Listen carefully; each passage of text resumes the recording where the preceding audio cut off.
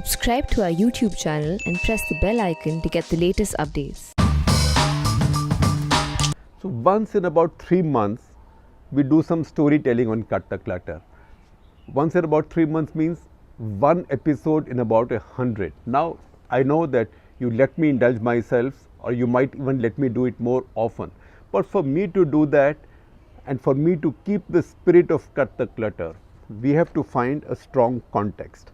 And the context should be such that even the storytelling helps us declutter something. So today is the 30th anniversary of the assassination of Rajiv Gandhi, and that gives us something to talk about the assassination, but also by way of storytelling, because this is a story that I covered from the very beginning until its crucial stages, and then I kept on following up on Tamil Sri Lankan politics for a very long time. Later interviewed serving presidents Chandrika Kumaratunge and then Mahinda Rajapakse twice, in fact, on my TV show Walk the Talk then. So I've kept track of what's been happening there, and that's why 30 years later is a good time for us to put some pieces together. There is also a double context today, an immediate peg for this, which is that M.K. Stalin, the Chief Minister of Tamil Nadu, the new Chief Minister of Tamil Nadu, has recommended or demanded or suggested to the central government that the 7 of those convicted for the assassination still in jail should now be released, because enough time has passed. Because remember, it was 30 years back. It was quite a large conspiracy. A lot of people were arrested, some were killed, some killed themselves.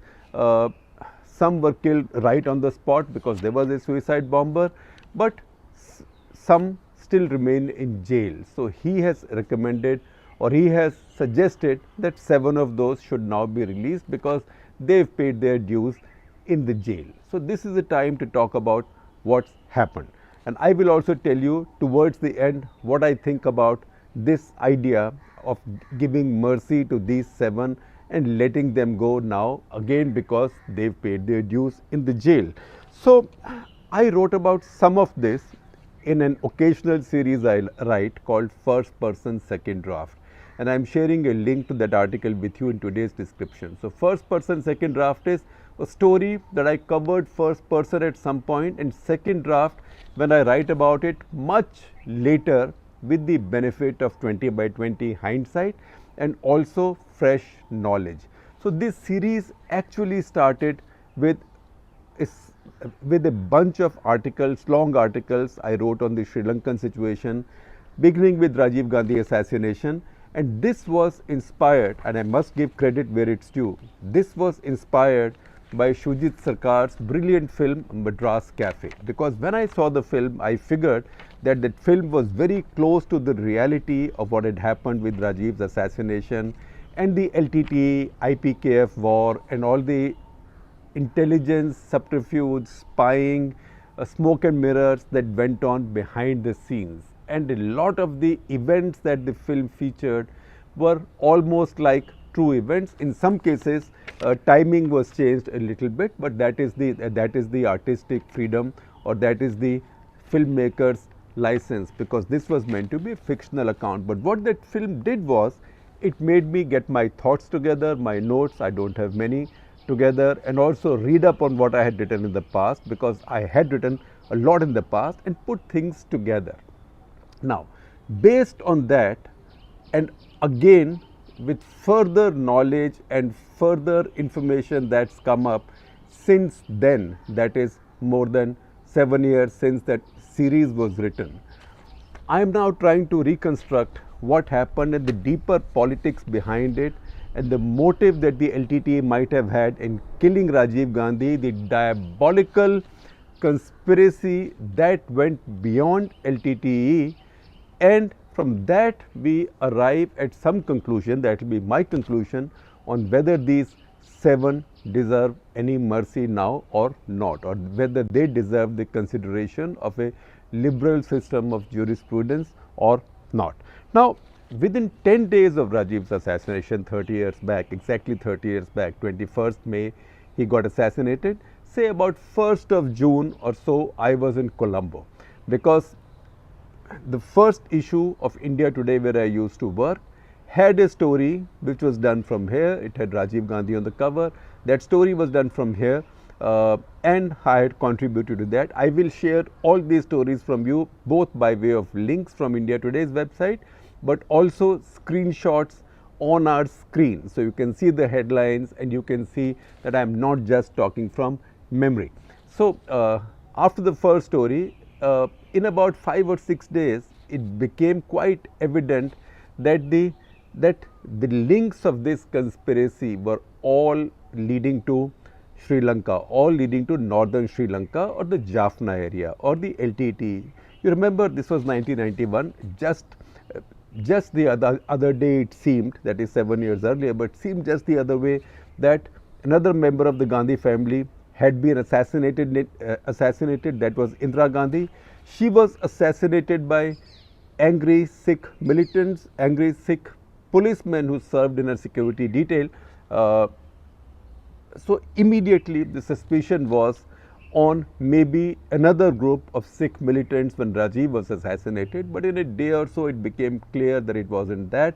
In fact, within the same day it became clear that it wasn't the Sikh militants, it was some Tamil groups, also because this happened in Sri Perumbudur, which is not far from Chennai in Tamil Nadu. But in 4 or 5 days it was clear that this conspiracy, the roots of the conspiracy or the source of the conspiracy was in Sri Lanka. So say around the 1st of June, I have to check old passports, maybe 1st of June or 2nd of June, within 10 days of the assassination, I lined up in Colombo to follow up on the story. And among the many people who went out to meet, one of my first ports of call, the person I called first, was a man called Lalit Atulat Mudli. See his picture. Lalit Atulat Mudli was one of the sharpest, brightest and most promising politicians in the subcontinent of his generation. In some ways, he was seen as sort of Sri Lanka's P. Chidambaram, or you might say P. Chidambaram was like Sri Lanka's India's Lalit Atulat Mudli, because Chidambaram was 9 years younger than Atulat Mudli. Both were handling internal security. Both were people who didn't speak very much, very to the point, very cut and dry. So sometimes both faced the allegation or the charge that they were arrogant, but they kept to the point. They did not make small talk, nor did Lalit Atulat Mudli. So I reached out to Lalit Atulat Mudli, and I had reasons to have known him very well, which I will come to subsequently in this episode. And he asked me to come see him. Now I went to see him in his house. This must have been maybe 3rd June of 1991. I do remember it was the exact time I was staying at Taj Samudra in Colombo, which is a hotel on the seafront owned by the Taj Group of India. And on the same floor, in a larger suite of course, was Mr. S.K. Datta, who was a senior officer of the CBI, who had also been sent to investigate the Sri Lankan end of this conspiracy. In fact, I used to run into him going in and out of the hotel. Anyway, so I went to see Lalit. Now, Lalit, by this time, I remembered him from my earlier meetings. I had first met him in 1985. He was a very proud, vain man, vain as vain can be. Now he looked like quite a pale shadow of himself. In fact, I also wrote this, that politically, physically, personally, even in terms of his spirit and mood, he was less than a pale shadow of himself. In fact, if I said he was a pale shadow of himself by now, it would be a great understatement, because something terrible had happened to him meanwhile since I had met him the first time in 1985. In 1987, a bomb that was apparently thrown to assassinate J.R. Jayawardene, who was then the president and strongman of Sri Lanka, that bomb, it was said, missed its aim or direction and landed in Lalit Atulat Mudli's lap. Everybody suspected later that this bomb was actually meant to take out Lalit Atulat Mudli, because he had been the Minister for Internal Security and Defence. Both, a very powerful man, young man, very powerful. How young? I will tell you. He was a friend of Benazir Bhutto's and had been the president of Oxford Union just a year before Benazir Bhutto. So you can imagine how young he was between 1985 and 87 when he was the second most powerful man in his country's cabinet and handling all of the security. So this bomb had landed in his lap, had taken out a lot of vital parts of his body, but he survived. He survived as a medical marvel with lots of shrapnel in his body. His body had been put together by the finest of surgeons. But here he was, looked like a defeated man, and I know that he as usual offered me tea, but not like what he would have done in the past. As usual, I said that because that is the way politicians in the subcontinent would welcome you, particularly if they knew you. In the past, he would invite you for a nice meal and cognac that was his favorite drink. Now no talk of cognac, no talk of a meal. I went to see him in an afternoon, and I was also struck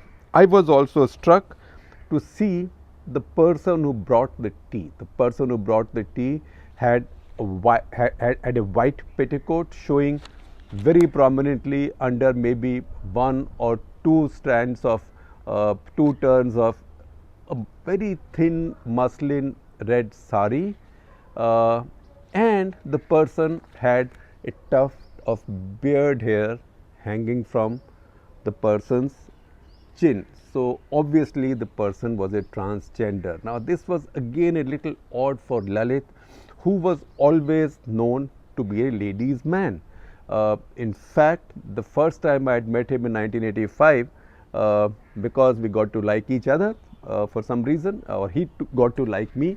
I have no choice. I am a journalist. I have to go and deal with people. So he invited me to his farmhouse the next day, where he introduced me to his Dutch burger wife. And Dutch burger wife had a Western style light complexion. He also showed me a framed picture of himself and his wife with Gyani Zail Singh, President of India, when they had come on a visit to India, and underlined the fact that Gyani Zail Singh said to him that your wife is so fair skinned, she must be a Punjabi. So he was that kind of a person. Now here he was, and he said to me as I walked in, he said to me as I sat down, so you are here, you've come here to find out who killed Rajiv Gandhi? I will tell you, he said, exact quotes as were published. I am also sharing with you the story that was published in India Today. That is the first half June issue of 1991, 30 years back. And he then went on to say, the same guy killed Rajiv that tried to kill me, but will succeed eventually. So I said, which guy? He said, it's the LTTE, of course. I am not saying LTTE didn't kill Rajiv Gandhi. It's the LTTE, of course, but it isn't just the LTTE. This BASTA.D.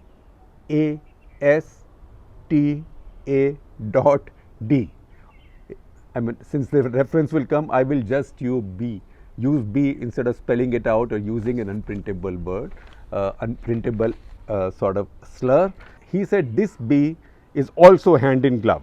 And this B, the B he was referring to was Premadasa, who was then the president of Sri Lanka, the most powerful dictatorial leader in Sri Lanka before Mahinda Rajapaksa came in later, almost 2 decades later. So he said, it is the LTTE, of course, but it isn't just the LTTE. This B is also hand in glove, and this B was Premadasa. So I said, Lalit, you've really got shaken up by what you've suffered. You can't be saying that your country's president is involved in the assassination of my country's former prime minister. Have you gone unhinged? He said, you know, my friend, you know nothing. This B, again, B is short for you know what. This B killed Vijay Kumaratunge. Vijay Kumaratunge now was a very famous Sri Lankan actor. He was sometimes also called Sri Lanka's Amitabh Bachchan. Remember, this was also the period of Amitabh Bachchan's peak. So he said, this B got Vijay Kumaratunge killed. Vijay Kumaratunge had organized, he was leading a peace campaign to bring about, to do some peacemaking between LTTE and the Sinhala and the Sri Lanka government, which was dominated by Sinhala. So he was a man of peace. He also happened to be the husband of Chandrika Kumara Tunge, who later became the president and prime minister of Sri Lanka. He had been assassinated. So he said, this bee killed Vijay Kumara Tunge. This bee killed Ranjan Vijay Ratne. Ranjan Vijay Ratne was Lalit's successor as Minister for Internal Security and Minister for Defence. So, you know, as long as LTT was active, the most dangerous job in the country was Minister of Defence or Minister of Internal Security. And if you were both, there was bound to be a contract on your head or a supari on your head. Mostly with a suicide bomber, you had no choice, it was going to be done. So he said, this bee killed Vijay Kumara Tunge, this bee killed Ranjan Vijay Ratne. He also got Rajiv killed. I survived once, but he will finally get me killed. He also said he will get Gamini Desanaike killed. Gamini Desanaike was also among the most prominent politicians in Sri Lanka then, seen to be a rival of everybody's, because there were 2 or 3 people. Also there was Ranil Wickremesinghe, who later became prime minister. But Gamini Desanaike, he said he will get killed, and then he said Premadasa himself will get killed. And then he said to me, these are published accounts, he said, and you go away, my young friend, you know too much and you are asking too many dangerous questions, otherwise you may also end up that way. And I thought, he's just lost it. He's just gone through such trauma, and he was a very vain man. How vain, I will tell you. When I met him the first time in 1985, he was very friendly with me because I had committed the crime on the Indian side, but I was also greatly lionized on the Sri Lankan side, because early in 1984, I had done a story from our Tamil Nadu saying or showing how so many training camps were being run for Tamil separatists and guerrillas. We never used to call them terrorists until then, in our own Tamil Nadu. And that story was quite controversial. I am sharing that link also with you. And that story led to Mrs. Indira Gandhi describing India Today magazine as an anti-national magazine for the second time. The first time she had done so was just a year earlier. That's when we had carried pictures of the Delhi massacre in the magazine. So this story had again led to trouble, but because it embarrassed government of India at that point, that they were helping, that Raw and Indian Army were helping Tamil Tigers, it pleased the Sri Lankans a great deal. So when I first went to Sri Lanka, I was lionized and greeted. So when I met him first and I wrote stories about him, interviewed him and published his picture, I got a letter from him in hard copy. And that letter said that, you know, you came and talked with me and you've written stories on Sri Lanka earlier, but I must complain that any time you write about me, you use a particularly unflattering picture of mine. Now that's not a kind of letter I have received from any public figure anywhere. So that was the kind of man he was. Then what he did was, he gave me a bunch of documents. And he said that you can use these documents on a non-attributable basis, but these are official documents, these are files. In fact, he gave me a couple of thin files. He said you can take these because these are photocopied files. And these documents, he said, showed how Premadasa was supplying armaments to LTTE while IPKF was fighting the LTTE in Sri Lanka on behalf of the Sri Lankan government. And irony of ironies, he pointed out to me, these weapons were being supplied to LTTE by Premadasa in Tata trucks gifted to Sri Lankan army by government of India. Now, you might think that maybe he was exaggerating, and I would have also thought, although I reported it then as it was because I had some documents on a non-attributable basis, but later, and this was among the last major things I did at India Today before leaving in 95. In 1995, I had a long interview with Chandrika Kumaratunge when she was the president of Sri Lanka, and that interview was run as the cover story of India Today then. Please see that. In that, she said, one, clearly that Prabhakaran and LTT were responsible for killing Rajiv Gandhi. In that interview, she also explained their motives and the reason they had done it, and she said that's because Rajiv had been tough on him and he was afraid that Rajiv was coming to power again. So in the middle of that election campaign, because it was a two-phase election campaign, the first phase was about first phase had ended, second phase was sort of picking up, and he was afraid the information he might have got or the sense he might have got was that Rajiv was winning and he will come back to power, and he was afraid that he will be again targeted by the Indian army and Indian government.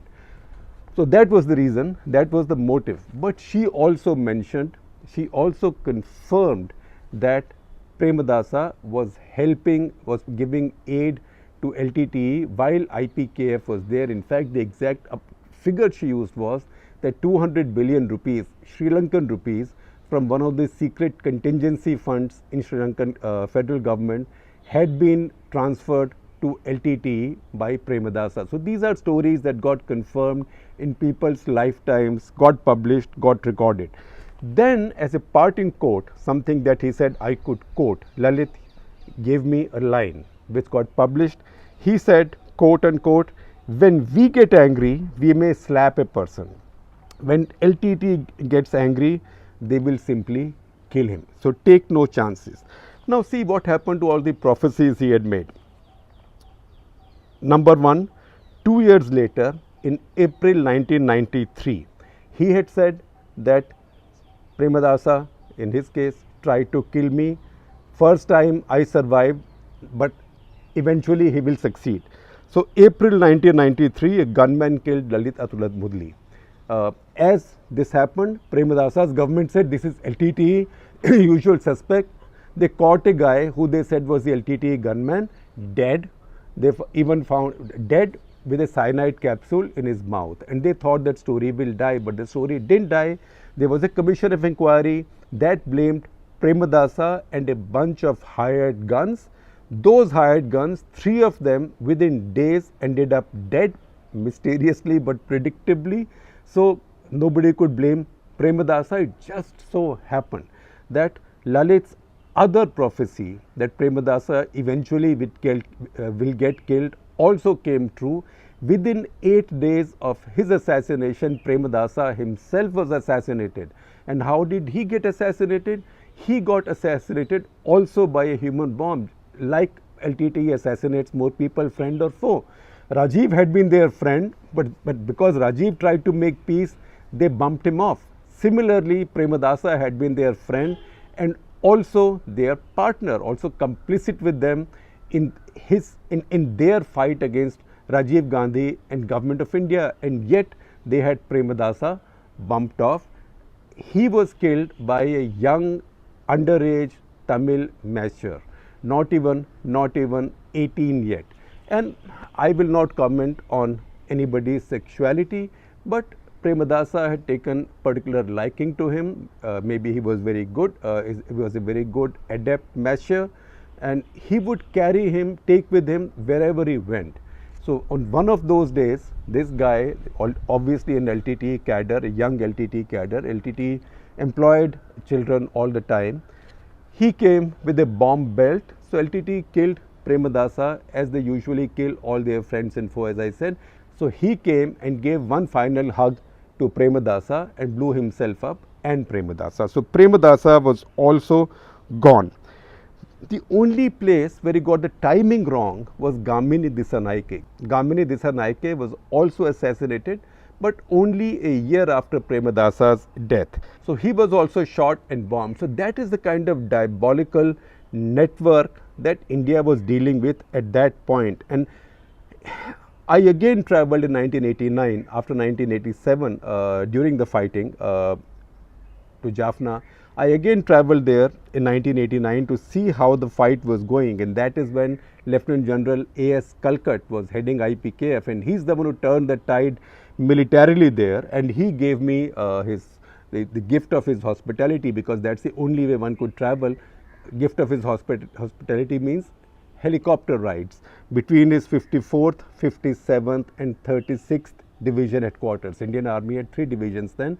So one at Jaffna, one at Batticaloa, one at Trincomalee. So I found at that time in all his ops room, all his messes, the common talk and whispers were that not just Premadasa's government was caught up with LTTE, but also that Raw was playing a funny game, because Raw for some reason did not want Prabhakaran captured or killed, because Raw probably saw him as their leverage against the Sri Lankan government. And there was one particular incident where General Kalkat remembered that he had Prabhakaran cornered in the Kilinochi forest area, but it seems as if Raw tipped him off, and Raw also put the IPKF on the wrong path. So the Indian army felt at that point to save him. In fact, some of that also features in Shujit Sarkar's movie.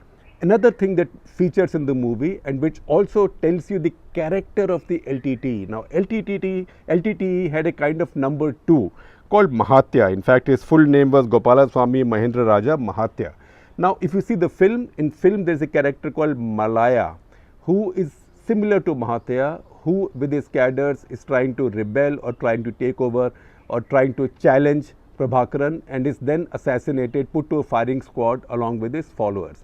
Now, in real life, this was a man called Gopalaswamy Mahendra Raja, who was assassinated, put to a firing squad along with 257 of his follower soldiers. This happened on 28th of December 1994. Now, it so happens that, say, in the film, the sequence is that he was betrayed by the Indian Raw resident or senior Indian Raw officer who was dealing with him. Whereas the story seems to be in reality that, unlike Malaya in the film, Mahatya in real life was betrayed by Premadasa, who let Prabhakaran know about his meetings with the Raw resident or the Raw station head or the senior Raw officer handling IPKF in the Sri Lanka situation. In fact, the story is very murky that senior Raw officer himself got into trouble. He got arrested, he got fired, he got arrested, he spent a year in jail for becoming a double agent. So it seems that initially the CIA got him compromised by getting him free cartridges for his daughter, who was a very good, very talented shooter, and later used a Pan Am stewardess to lay a honey trap, as it's called. Unfortunately, some of that you see in the movie also in a different context. He was arrested, he was in Tihar jail. Then mysteriously somehow, when VP Singh's dodgy government came to power, where DMK was part of the government, he was released, and we believe that he's lived peacefully in Chennai since. This is not an aside. I'm just telling you all this so that you understand what an evil web of all this was. So given all this, given this background, given the evil force that LTTE was, given the cold-blooded manner in which they assassinated not just somebody who had till recently been India's Prime Minister, Chief Executive, but who was also likely to become one. So preventing him from becoming India's Chief Executive, which means arrogating to yourself the power to decide who shall rule India and who shall not rule India. Given all that, and given the fact that most of these people who got involved, they were not doing it the threat of a gun or for money, they were ideologically driven. Given all that, given the damage they did to India, given the damage they did to their own country of origin, Sri Lanka, given the damage they've done to Tamil Nadu, I would say with great humility that they deserve no sympathy, no mercy. They should be lucky that they were all not given the death sentence. They should spend their time in jail.